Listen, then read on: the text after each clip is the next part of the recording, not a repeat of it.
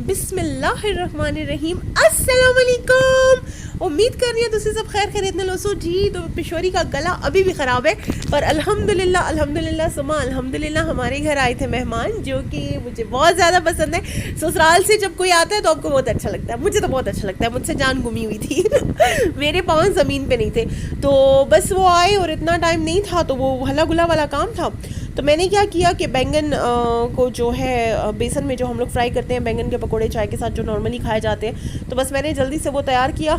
किस तरह क्या है रेसिपी आपको मिल जाएगी, आप टेंशन ना लो, लेकिन मैं जल्दी जल्दी कर रही थी।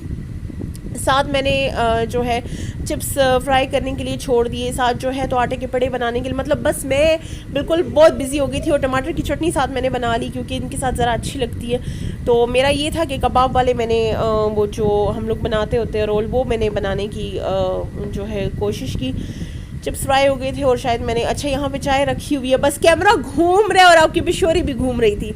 मेरी भाभी गरीब की तबीयत भी ख़राब थी, वरना वो अमूमन मेरे साथ लगी रहती है किचन में, तो बस मैं अकेली लगी हुई थी। ये देख लें, अभी आटे के पेड़े वगैरह बन रहे हैं, बेसन भी पड़ा हुआ है, तो बस सब कुछ वो रेडी हो गया, ये आप देख लें। एंड में बर्गर मेरे लिए मेरी भाभी ने, मतलब एक लिहाज से दोनों बर्गर भाभी नहीं बनाए थे, लेकिन मैं आके साथ टॉपिंग वॉपिंग कर रही थी। तो ये देख लें, चटनी और ये सब कुछ रेडी पड़ा हुआ है, और बस जल्दी जल्दी में यही बनता है। खैर से मेहमान आ जाए तो फिर ऐसा ही होता है। और इनकी रेसिपी आपको ईज़िली मिल जाएगी। इसमें चिप्स है और सीख कबाब है, जो कि आप मतलब घर में इजीली बना सकते हो। पराठे में बस उसे रोल कर दो, और कोई भी सॉसेज जो भी आप सॉस वगैरह यूज़ करते हो आप वो ऐड कर सकते हो। अच्छा, हम जब डॉक्टर पे जा रहे थे तो मैंने सोचा चले आपके साथ मैं व्लॉग शेयर कर देती हूँ, मैं देती हूँ। तो मैं इस टाइम, हलीमा मुझे तंग कर रही है, एक सेकेंड। तो मैं कर रही हूँ वॉइस ओवर, तो साथ जो है हलीमा इस टाइम मेरे पास है। रात के 10 बज रहे हैं, लेकिन मैं अपनी भाभी के पोर्शन में शिफ्ट हो गई हूँ। मैंने कहा चले यहाँ, मैं मतलब अभी तक मैंने खाना भी नहीं खाया, मैं ऊपर आई हुई हूँ, तो मैंने कहा नीचे जाके खाना खा लूँगी। और हलीमा को हम जितना कहते हैं इसको पता ना चले कि मैं मतलब साथ वाले रूम में शिफ्ट हो गई हूँ। सुबह सुबह नीचे आती है तो मुझे ये उठाती है, चाहे मैं सुबह 7 बजे मतलब सारी रात की जागी भी हो ना, हलीमा ने मुझे 9 बजे उठा देना है कि बस पुप्पो अब आप जाग जाओ, आप जो तो मतलब सो नहीं सकते हो, क्योंकि मैं नीचे आ गई हूँ तो अब आप मेरे साथ खेलो। इसको अब पता चल गया कि मैं, अच्छा मैं, एक सेकेंड जी। तो बस हलीमा खैर सब चली गई अपने पेरेंट्स के पास, और मैंने खाना भी खा लिया है, और इसमें 11 बज चुके हैं, रात के 11, ठीक है। तो बस ये होता है जब बच्चे आपके क्लोज़ होते हैं ना, तो उनका यही वो होता है कि उनको पता चल जाए कि बस जी फुफ्फो आई हुई है या खाला। ज़्यादातर ये दो रिश्ते ऐसे होते हैं कि इन्हीं के इंसान क्लोज़ होता है, किसी और रिश्ते कितना क्लोज़ नहीं होता। क्योंकि मैं ख़ुद भी अभी तक अपनी फुफ्फो के बहुत ज़्यादा अटैच हूँ, खालाओं के।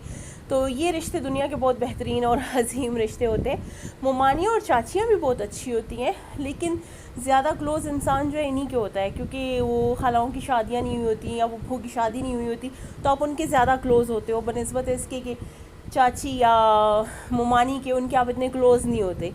तो ये चीज़ बहुत मैटर करती है। खैर अल्हम्दुलिल्लाह मैं तो अपनी ममानियों की भी बहुत क्लोज़ हूँ और उनका बहुत फेवरेट बच्चा हूँ, अल्हम्दुलिल्लाह सुमा अल्हम्दुलिल्लाह। लेकिन जो हकीकत है वो यही होता है कि मतलब खालाएँ और फूफो का रिलेशन बहुत खूबसूरत रब की ज़ात ने बनाया हुआ है।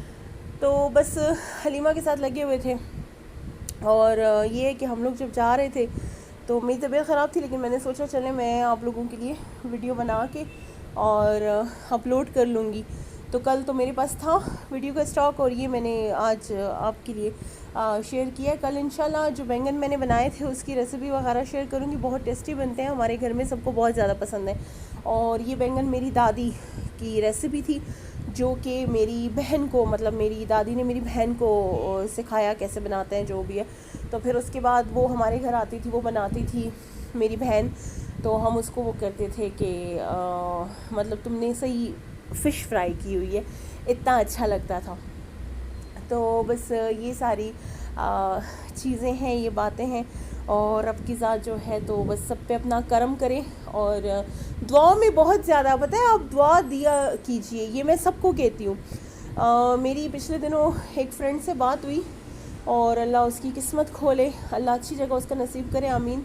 तो मैं उसको ये बता रही थी कि यार देखो, मेरा ये होता था कि मेरा जब निकाह वगैरह नहीं हुआ था, रिश्ता नहीं हुआ था, मैं सबके लिए अच्छा सोचती थी, दुआ देती थी। तो अल्हम्दुलिल्लाह सुमा अल्हम्दुलिल्लाह कि रब ने इतनी अच्छी जगह पे मेरा रिश्ता किया है। तो मैंने कहा आप दूसरों के लिए अच्छा सोचो। अच्छा मज़े की बात ये, आजकल अगर आप किसी को मशवरा देते हो, अगला बंदा कहता है हाँ तुम पे तो ये नहीं गुजर रही, ज़ालिमो मुझ पे भी गुजरी। लाइक उस एज से, उस टाइम पीरियड से मैं भी गुजरी हूँ। ये नहीं है कि मैं पैदा होते ही मेरी शादी हो गई, और किसी की भी पैदा होते ही शादी नहीं होती, किसी भी की भी पैदा होते ही डिग्रियाँ नहीं मिलती। मेरी डिग्री का वो था, मुझे अल्हम्दुलिल्लाह मैंने एक साल भी बीच में मिस नहीं किया। मेरे प्रॉपर मतलब मैं पढ़ती रही, रेगुलर स्टूडेंट थी। मैंने एक डिग्री ली, दूसरी ली, मतलब मैं जो है सबसे पहले मैंने मास्टर्स किया सोशल वर्क में, उसके बाद मैंने बीएड किया तो उसकी डिग्री, फिर मैंने एमएड किया तो वो डिग्री। तो मेरी एक फ्रेंड जो कि मतलब कुछ होता है, लड़कियां नहीं समझती, नादानी की उम्र में कुछ गलत फैसले कर लेती हैं, तो माँ बाप को फिर उन पर ट्रस्ट नहीं होता। तो मैट्रिक में उसने मैट्रिक हमने साथ किया था, तो फिर उसने छोड़ दिया था आगे पढ़ना, क्योंकि पेरेंट्स उसको कॉलेज में नहीं छोड़ते थे। और हमारा ये था कि हम तो मतलब बहुत ज़्यादा हमारा होता था कि यार मतलब पढ़ें, हमारा पढ़ाई की तरफ ध्यान होता था। तो बस वो थोड़ा सा अंकल भी गुस्से वाले थे, अल्लाह बख्शे उन्हें, अब तो वो फोत हो चुके हैं। तो अंकल ने परमिशन नहीं दी, फिर अंकल फोत हो गए, तो तब मैं थी मास्टर्स, मतलब मेरा कंप्लीट हो रहा था, तो तब उसने फर्स्ट ईयर का एग्ज़ाम दिया था प्राइवेट। तो मेरा एक मास्टर हो गया, फिर मेरा बीएड हो गया, और जब एमएड बीएड में ही मैंने जब कहा कि मतलब इस तरह मुझे अभी बीएड की इंशाल्लाह डिग्री मिल जाएगी, बीएड मेरा कंप्लीट हो रहा है, तो उसने हाय डाल दी। हाय तुमने इतना सारा कैसे पढ़ लिया, मैं तो अभी सेकंड ईयर का एग्ज़ाम दे रही हूँ और ये वो। तो मुझे बहुत वो चीज़ बुरी लगी। मैंने कहा ये गलत बात है, आप किसी की खुशी पे हाय नहीं डाल सकते। तो वो मेरा और उसका लास्ट टाइम जो है हमारा कांटेक्ट हुआ था। फिर हमारे एक टीचर थे सर शाह हुसैन, तो उन्होंने ये बात की थी कि जो पढ़ी लिखी बच्चियाँ होती हैं ना, मतलब जो ज़्यादा पढ़े लिखे लोग होते हैं, फिर उनका नहीं हो पाता गुजारा, अपनी जो कम पढ़ी लिखी फ्रेंड्स होती हैं उनके साथ उनका गुजारा नहीं हो पाता, या कज़न्स होती है, क्योंकि वो उनके साथ इतना ज़्यादा नहीं बोल पाते। एजुकेटेड गैदरिंग में जब हम बैठते हैं ना तो मज़ा आता है, लेकिन जहाँ एजुकेटेड लोग नहीं होते तो वहाँ पे हमारी कोशिश होती है हम चुप हो जाए। तो वो सर शाह हुसैन की बात जो थी ना, मेरे दिल को लग गई, मुझे बहुत अच्छी लगी पर्सनली। मैंने कहा देखो सर जो बात कर रहे हैं ना वो बिल्कुल ठीक बात कर रहे हैं। सर की बात मुझे पर्सनली बहुत ज़्यादा अच्छी लगी, क्योंकि मेरे साथ वो गुजरा था ना, इंसिडेंट्स हुआ था मेरे साथ, इंसिडेंट बहुत अजीब सा था पर हुआ ज़रूर है। तो बस मैंने उससे कि वाकई सच्ची बात है।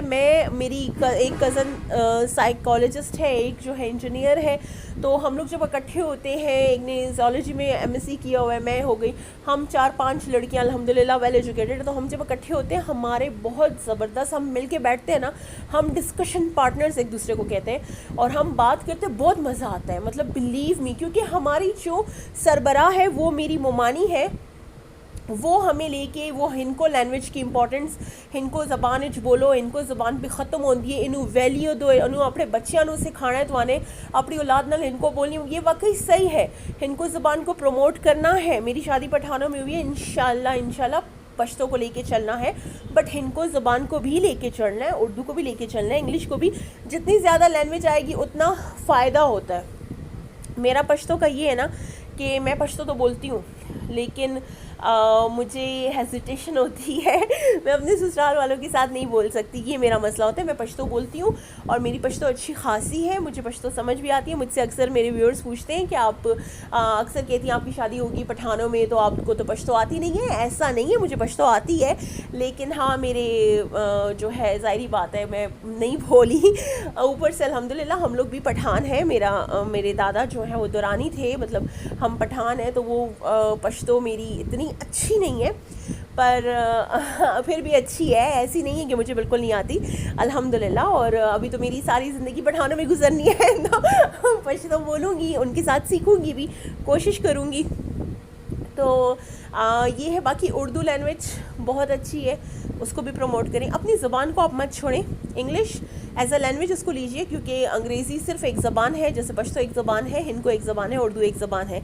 इंटेलिजेंस का ताल्लुक़ इन ज़बानों के साथ नहीं है। इंटेलिजेंस का ताल्लुक़ जो है वो आपके दिमाग के साथ होता है। अल्लाह ताला ने आपको कितना दिमाग अता किया है, आप कितने लायक हो, कितने ज़हीन हो, वो एक अलग चीज़ है। और किसी भी ज़बान, अंग्रेज़ी ज़बान है, उर्दू, पश्तो, कोई भी ज़बान आना वो एक अलग चीज़ है। ये जस्ट ज़बानें हैं, ये नहीं बोल सकते आपकी इसको अंग्रेज़ी आती है तो ये लाइक फ़ाइक होगी, नहीं ऐसा नहीं है, या इसको पश्तो आती है लाइक फ़ाइक होगी, नहीं ऐसा नहीं है।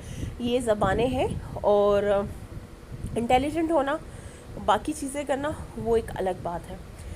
तो आज का लेक्चर तो मेरा कुछ इस टाइप पे था, मैं लेक्चर दे रही हूँ, मुझे अभी पता चला हजनगरी से वापस आ रहे हैं। बिलीव मी गला बहुत ज़्यादा दुख रहा है, लेकिन पिशोरी का तो काम ही बोलना है, मतलब मेरी तो पहचान ही, मैं बोलती हूँ तो सबको अच्छी लगती हूँ ये शुरू से होता था, मैं प्रिंसिपल थी तब भी बोलते हुए सबको अच्छा। मज़े की बात ये है ना कि मैंने बोलना शुरू ही प्रिंसिपल होने के बाद की है।